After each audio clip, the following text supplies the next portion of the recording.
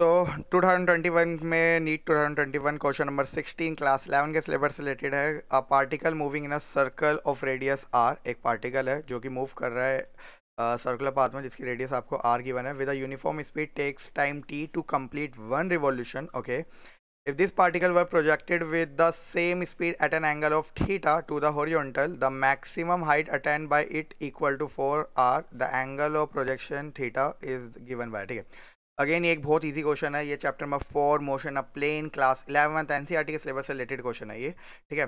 Question कुछ इससे ऐसे कह रहा है कि एक पार्टिकल है जो कि पहले यूनिफॉर्म सर्कुलर मोशन में रिवॉल्व कर रहा है, ओके, जिसका रेडियस आपको गिवन है आर, ओके, और ये टाइम ले रहा है कैपिटल टी एक कंप्लीट रिवॉल्यूशन में, यानी कि एक कंप्लीट चक्कर मारने में, ठीक है।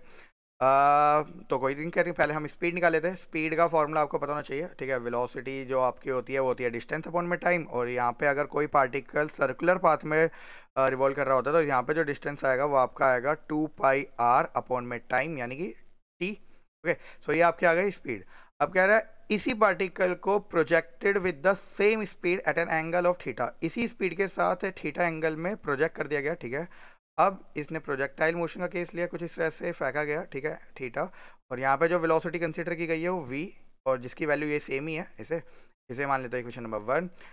The maximum height attained by it equal to 4r। सबसे पहले बात तो आपको मैक्सिमम हाइट का फॉर्मूला पता होना चाहिए। प्रोजेक्टाइल मोशन में जो हाइट का फॉर्मूला होता है वो होता है आपका v² sign square theta upon में 2g, ओके। देखिए प्रोजेक्टाइल मोशन से रिलेटेड पहले भी बहुत सारे क्वेश्चन आ चुके हैं। प्रोजेक्टाइल मोशन में थोड़ा सा ध्यान रखिएगा, प्रोजेक्टाइल मोशन जो होता है वो एक 2 डायमेंशनल मोशन का एग्जाम्पल है, ठीक है ना। ये क्वेश्चन आपका एआईपीएमटी में क्वेश्चन आया था कि प्रोजेक्टाइल मोशन कौन से मोशन से रिलेट कर रहा होता है, तो ये 2D, X axis and Y axis या फिर कोई सी भी दो एक्सिस में, पर्टिकुलर एक्सिस में बनता है। सेकंड, यहाँ पे जो एक्सीलरेशन होता है वो कांस्टेंट होता है, इस बात को ध्यान रखिएगा।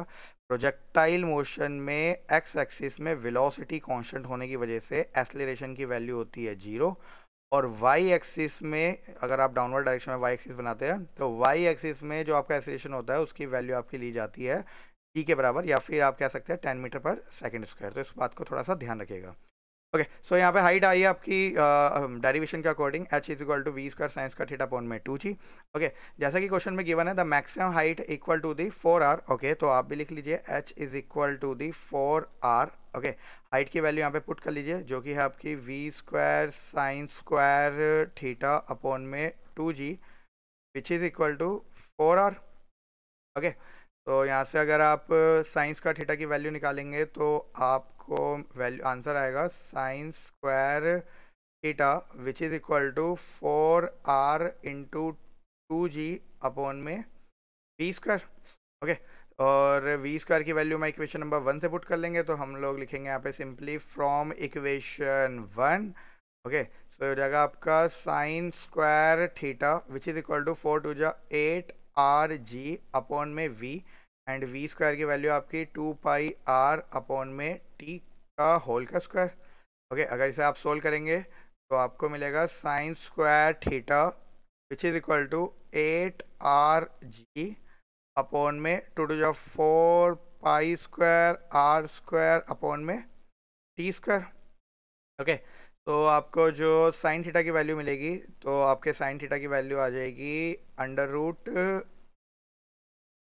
4 टू जा 8, ओके, r से r कैंसिल, तो ये आपका आएगा 2e स्क्वायर अपॉन में pi square r, okay, pi square r। तो 2g t स्क्वायर अपॉन में पाई स्क्वायर r, और अगर आप थीटा निकालेंगे तो थीटा की वैल्यू जो आपकी फाइनल आ जाएगी वो आपकी आ जाएगी साइन इनवर्स